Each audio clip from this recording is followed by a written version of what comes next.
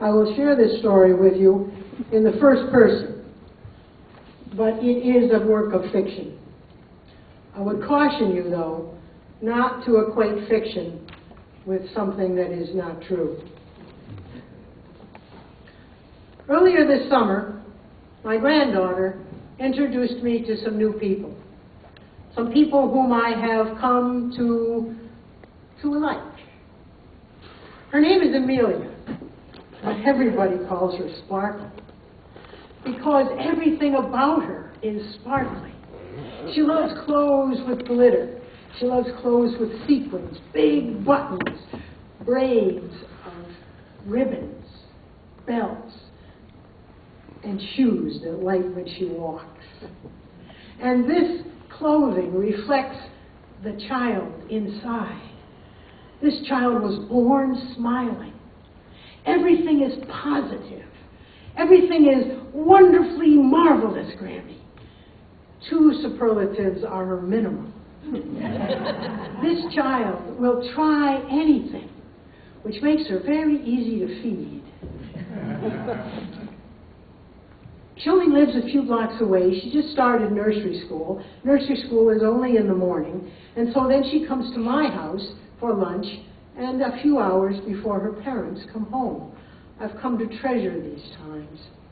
Once in a while, I get her a little bit longer, 3-day weekend, a time when her parents go off for some mom and dad time. So this was one of those times coming up. And to celebrate our time together, I went to my favorite bakery. I do not bake. And I bought her some cookies that were in the shape of kittens. And they had white frosting. Oh, Grammy, they're my favorite. I just love them. Can we have dessert instead of supper? I almost gave in, but she likes hot dogs too. So we did eat first. And when she's eating the cookies, she says to me, Joey's grandma makes cupcakes with 3 different colors of frosting, and sometimes the cupcakes have pudding inside. This was not a comment on my cookies. This was just a fact to share with me. Joey is her best friend. He lives in her neighborhood, so they see each other a lot. And every time she comes, I get a story about Joey. Yesterday, Joey told me something that I don't understand. Maybe you can help me, Grammy. He said, how come a brown cow can eat green grass and give white milk? Do you know the answer to that, Grammy? I said, no, I'm afraid I don't. Well, you know, Grammy, I thought about it, and sometimes brown cows give brown milk. Well, they do. Yes, Mom, Grammy, chocolate. Don't argue with a 4-year-old unless you have to. I decided I would take her to a county fair. It was one that was starting early. It was summertime. They were out of school. And oh, Grammy, that's going to be so much fun. It's going to be deliciously funny, and I'm going to have a good time. Can Joey come? Whoa. Keeping my eye on one 4-year-old's not enough, you know?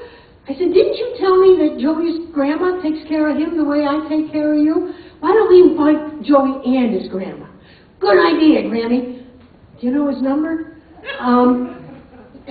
Mommy knows it. When she calls and say goodnight to me, ask Mommy. Okay? So I get my time on the phone with my daughter, and I said, I need the phone number of Joey and his grandmother. There's silence on the phone. I said, hello, are you still there? Yeah, Mom. Yeah, what do you want that for? Oh, we're going to invite them to come with us to the fair. Silence. Hello? Really, Mom? I said, yeah, really. What's the matter with that? Oh, nothing, Mom, nothing. And she gave me the phone number. Okay, I don't know what that was about. Someday I'll find out. The next day, we drove up to the house. Oh, I'm sorry, I called them, and the grandmother was very pleasant. And we could set a time, and it's a go. The next day, we drove up to the house. Sparkle and I both get out. She goes up to the doorbell. Ding, ding, ding. She said, that's my signal. Joey will know it's me. And Joey opened the door. And I stiffened. Joey was a child of color.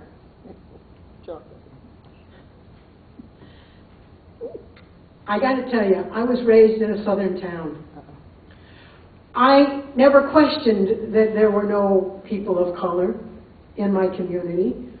You don't question what you don't know. There were no children of color in my school. There were no families of color in our church. As I look back, we were a very bland community. No ethnicities at all except white Americans. And I grew up with people that had strong opinions about race and religion, politics, and the color of your skin.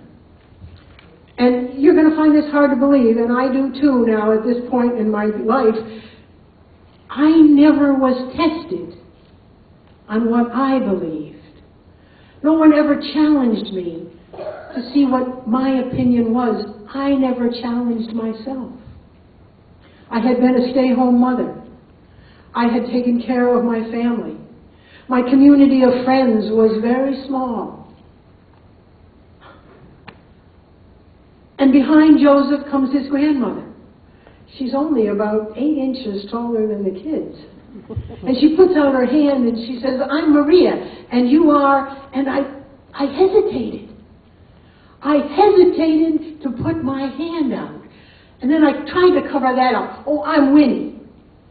And then I tried again to take her hand and to shake it. And she put both her hands on mine. She looked right in my eyes. And she said, "It's going to be okay." We went to get in the car, and on the way to the car, it dawned on me, this is what was going on in my daughter's head. My daughter thinks I'm prejudiced. I'm not prejudiced. Am I? The ride to the fair was 2 kids in the back seat asking knock-knock jokes. So I didn't have to keep up a conversation.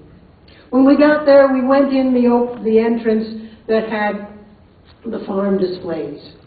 And the first thing we came to was a big pen of petting animals. And there was a busload of people on the other side of the corral. And most of the animals, some ponies, some goats, some sheep, and 1 burro were over there. Well, the burro caught on quickly that there was no competition on our side. Both of the kids had their own money. Sparkle did check with me. "Okay, Grandma, can I do this?" I said, "Go ahead." I'll tell you right now, I am not comfortable with animals. I never had a pet. My mother always told me that animals were dirty. You touch an animal, you've got to wash your hands immediately. But my granddaughter, I'm not going to put that burden on her. Go ahead. Joey's up to the little machine that gives you a bunch of food to give to the animals, and he's over there feeding them. And Sparkle gets her kibbles, and she puts it in her hand, and she's throwing 1 kibble on the ground in front of the burro, who is eating it. And Maria says to Sparkle, "Would you like to feed him the way Joey is, on the flat of your hand?" And Sparkle says, "Will he bite me?" And Maria says, "Well, you know, they only put the nicest animals in a corral like this. I don't think he'll hurt you. Can I help you?" "Sure." So Maria flattens out her hand, puts her thumbs down, puts some kibble in the hand, pushes gently. And the next thing you know, Sparkle's laughing. Grandma, it tickles, Grandma. Come on, Grandma, do it." "No, that's okay, honey. You go right ahead." No, come on, Grandma, I want you to do it. It feels so good." She can sometimes be a little annoying. But I did not want to be any less in her eyesight. And so I came up. And I took the kibble. And Maria's standing next to me, and she looks up at me and she says, "It's okay. He won't hurt you. You want me to help you too?" Yes. And I fed the burro, and it did tickle. We walked around and saw all the other farm animals, and then we went to the craft barn. And we walked in the door, and Joey said, Grandma, look, they got quilts." And a voice inside me said, "What's a little boy excited about quilts for?" And immediately another voice jumped in and said, "Why not? This is all going on in my head." And we walked over to Joey and the quilts, and he goes, "That one's got racing cars. I like that one. Do you like that one, Sparkle? It's got planets and spacemen." And then he looked right at me, and he looked right in my eyes, and he said, "My grandma made me a quilt with baseballs on it." I said, "That is really nice, Joey." I said to Maria, you're a craft person." "Oh, yes," she says, "and I know about you. You do pottery." I said, "Yes, I do." "Since you know quilts, Maria, tell me, look at these quilts. They all look beautiful. Why does one get a gold ribbon and the others don't?" So she started to tell me about her craft, about the material, about the stitching. And I looked more closely, and I could now see differences. Then Sparkle says, "Come on, let's go over to the pottery." Maria said, "Do you have anything in this show?" And I said, "No, I don't usually do shows like this. I like to go places where people will pay me." And as soon as we got to the pottery, she started asking me questions about my craft. "How do you do this? Is this the color you see before you fire it?" And all kinds of technical questions about pottery.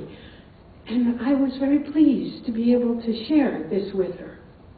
We walked around some more, did a little walk down the arcade, then we wanted supper. And the kids wanted tacos. How did I reach this age and never had a taco? Maria says to me, "Do you like tomatoes?" "Yes." "And peppers and onions?" "Yes, very much." "Do you like avocados?" "Oh, I love avocados." "You're going to love tacos." And I did. After supper, we walked around the arcade some more. We tried to win prizes. We were doing a lot of laughing, a lot of walking. And then the kids, after about an hour, let it settle, the kids wanted to go for rides. So we went over, and the first thing we have to get on is the merry-go-round. So I buy tickets. Maria buys one ticket. I said, "You're not going to come? We can get on that." She said, "No, I don't like things that go up and down." I said, "Well, I'm not getting on a horse. We can sit on a bench."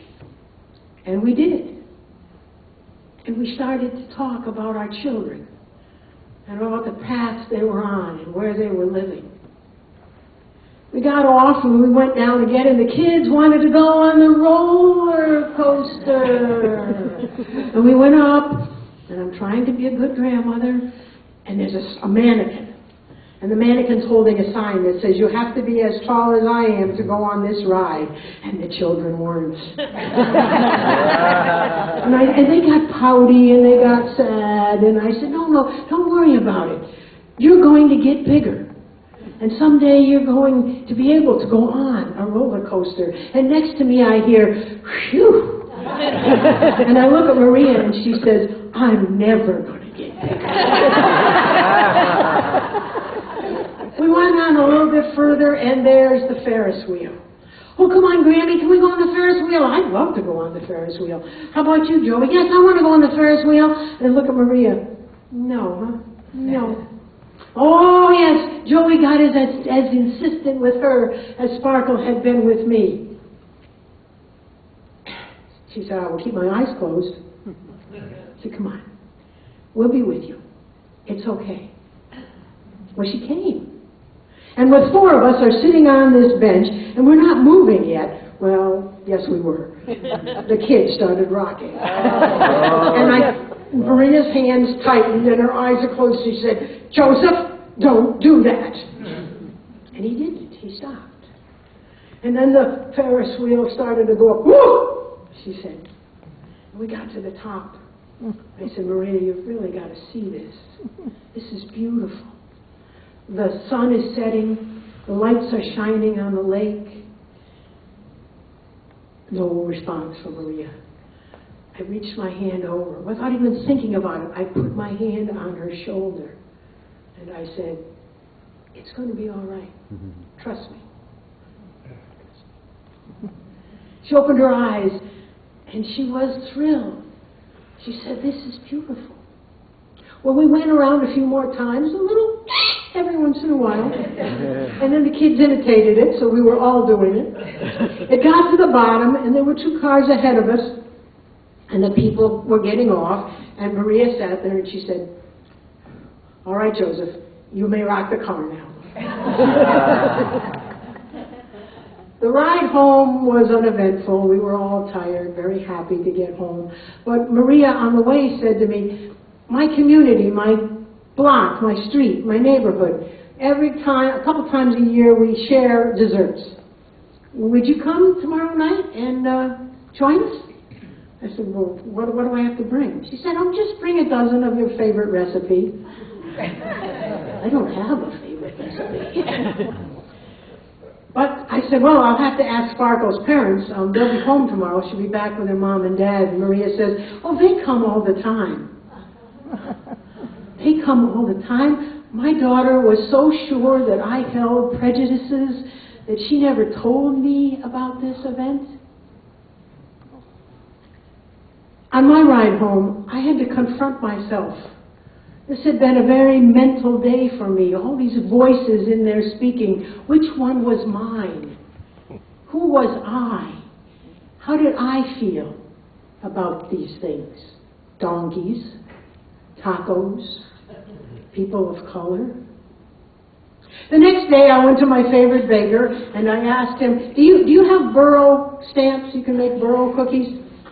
And he said, "No, but I've got a unicorn. I can cut the horn off, make the ears bigger, and make the coat shabby." I said, "Great. I'll make the legs shorter too." I said, "It'll be perfect." He said, "Yes, it will be." And it was. And they weren't just one color. He put gray on the belly and little specks of white through the fur. They were perfect. I joined my family, and we walked over to the neighborhood, and Joey and Maria greeted us. And Sparkle said, "What's in the box? Show me in the box, show me in the box." I said, I will. Let's get to the table, let's put them down. So we got to the table, and Maria's cupcakes were gorgeous. Little faces, little wings on the birds. And Maria said, "That one's got custard." I said, "That's mine." I opened my box, and Sparkle squealed. "Oh, Grammy, they're wonderful! Oh, they're gorgeous, they're delicious, I want to taste one right now!" And then she looked at all of us and she said, "Joey's grandma makes the best cupcakes in the world, and my grandma buys the best cookies in the world."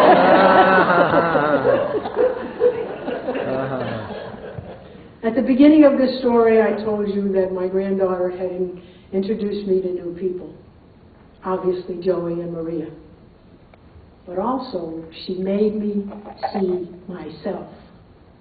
Who was I? What did I believe about these issues? What came out of me? And I found out I'm a work in progress. Thank you.